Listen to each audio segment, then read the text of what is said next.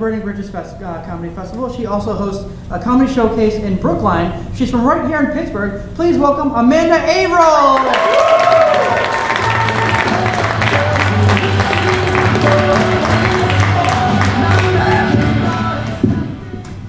How's everybody doing? Yeah. Good? Yeah? I didn't know yeah was a mood, but I'll be yeah for today. I'm all about yeah. All right. Well, I've been trying to lose some weight recently, you guys. And I went out and I got myself one of those Fitbits. But whenever I put it on, it gave my wrist a muffin top.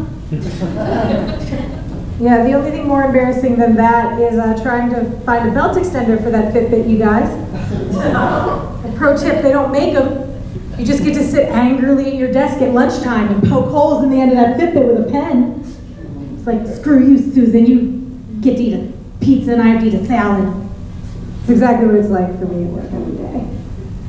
No, but I'm a little bit of a larger lady, and I don't think that certain fashion trends translate over to larger women. You know, like they try really hard, but I don't think that they do. Like, I don't like pre-ripped jeans, you know? Like, they're just, for me, they're just not realistic. Like, if I'm gonna rip a pair of jeans, they're not gonna rip all cute, like shredded up right here at the kneecap, or up here by the pocket, no. You know where I rip out a pair of jeans? Bow, right here. Right, this little fat patch in her thigh area. Looks like a pork roast trying to escape its binding. Just screaming out, please don't cook me in that Pinterest recipe.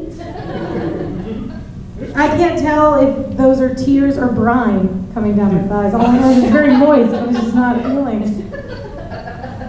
No, that's why I switched. I started wearing a lot of leggings. Anybody else here like leggings? Woo, yeah, like the 6 ladies here. Yeah, nailed it. I know my demographics.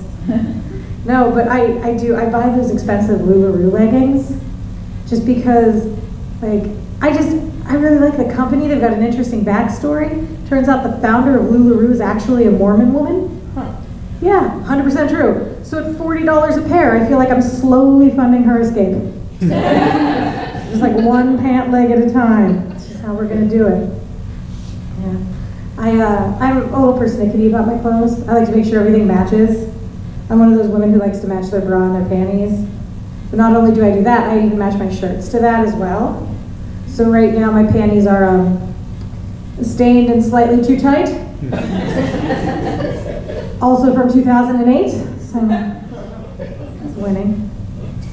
Yeah. I have a nephew. Does anybody else here have like kids or a nephew or anything like that?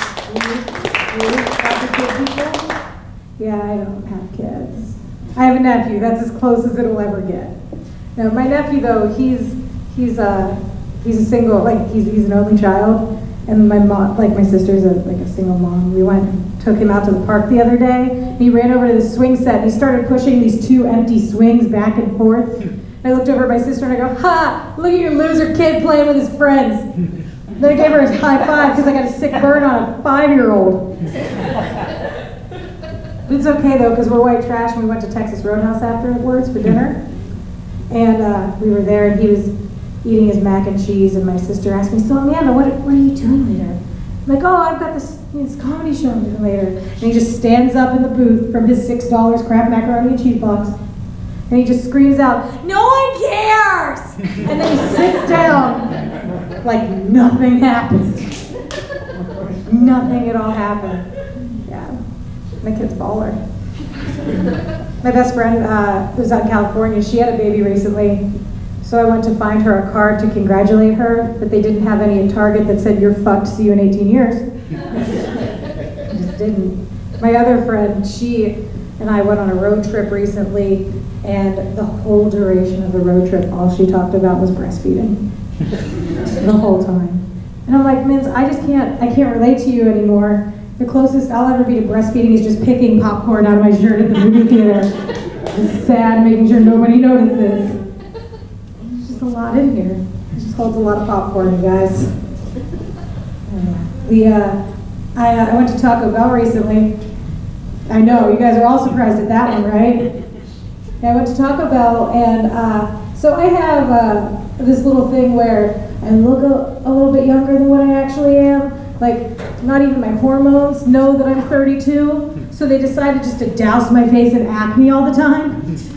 Yeah, so I went there and I was there and I was getting taco, little Taco Bell packets out. And I always like to get the ones that ask like, will you marry me, and say I do? Because it's the only time I'll ever get to hear that in my life. Don't awe at that. That's great. That's great marketing from Taco Bell. What better way to make sad, lonely women feel better about themselves? Like, yes, I'll marry you, Chalupa. Of course. It's the best. Who needs a man when you got a $5 box deal? It's not necessary anymore. It's just not. I was there and I was getting these packets, and this old woman just looked up at me and she goes, "What's wrong with your face?" And that, you know how people say like, I can't, or I can't even. That day I tried to can, but I can't. I couldn't even. And I just looked at her and I'm like, do you realize how rude that is? It's like asking a fat woman if they're pregnant and she goes, "Oh, so you're pregnant?" I'm like, oh God, no. Because I just went back to the booth and just sat down and just kept making my little Taco Bell couple packets. It was fun. It was a good time. I recently had a 50-year-old man try to mansplain softball to me the other day. Yeah, if you can't tell from the stocky build and sleek quote-unquote lesbo haircut, it says I probably went to college on scholarship and banged his girlfriend. Some things are just true. I bought a bikini recently. Oh, hold your applause. The internet already tells me I'm brave, thank you. Instagram has told me I am brave enough. And I realized something though in the bikini, like I feel like I'm not quite white trash enough for places like Sandcastle. Like I could just imagine the guy just sweeping the boardwalk, just coming up to me and being like, "Ma'am, excuse me, ma'am, excuse me. You must have at least 2 C-section scars to wear any 2-piece bathing suit here at Sandcastle, ma'am. Ma'am, where are you going with all those ice cream cones, ma'am? Ma'am, you can't eat 6 ice cream cones by yourself, ma'am. You're gonna get brain freeze and you're gonna get stomach cramp, you're gonna sink to the bottom of the weight pool, and ma'am, we cannot remove you from the weight pool with that 2-piece bathing suit, ma'am, not without your C-section scars, ma'am." They're like, "Fuck you, Chad. Don't crush my dreams, because a dream is a wish your heart makes." Yeah. But while I was at the water park though, like everybody here likes water slides, right? Because you're human, is that? Can we assume that? So I went to the water park and I love water slides, and I was in line waiting to go down the speed slide, and I realized I was in a 2-piece bathing suit at the time. Realized I was in that bikini, and I'm like, okay, how am I going to try to not ruin this 5th grade field trip that's all down there waiting at the bottom of the slide for their friends? How's this gonna go down? Like, should I just hold down the back and just let the top come up so it looks like 2 big bags of deflated McFlurry slurry just hanging out? One slightly bigger than the other? Or do I just hold that down and just get the world's worst wedgie where it looks like 2 chewed up gummy bears are fighting over a sad lifesaver in the middle? I'm like, what is the best case scenario here? You know what I did? I just let both pieces go. Because they cut a lot of funding in schools. Okay, somebody needs to teach those kids biology and sex ed. Who better to do it than a 32-year-old woman at a water park without any C-section scars with terrible acne? This is what they're looking forward to. They need to know that.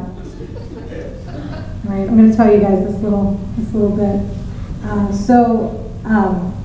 My sister is single and she does those online dating apps, you know? And this guy that I used to hook up with sent her a DM on OkCupid. Yeah, he slid right in there. And she's like, "Amanda, I don't know what to do." And I'm like, "Court, I don't know what to do either. Like, guys, should I warn him that she's a bitch? Or should I let her know that she'll probably walk away from this situation with HPV? And I should know because I gave it to him." It's not good. So whenever I was 18 years old, I was living at home with my mom, just fresh out of high school, and I decided to get a tattoo. I got the word hardcore tattooed on the inside of my lip here. Can you guys see it? See it? You need to see it? It's real? It's real? It's legit, right? Got that tattooed on the inside of my lip.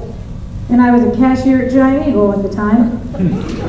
And when my mom found out about it, she went to the store and punched me in the face. Yeah. As I was bringing out someone's pack of Newports. That lady was just happy she wasn't the most white trash thing to see in that giant eagle that day. Recently, I wanted to get another tattoo. I want to get the word man-eater tattooed on my other set of lips.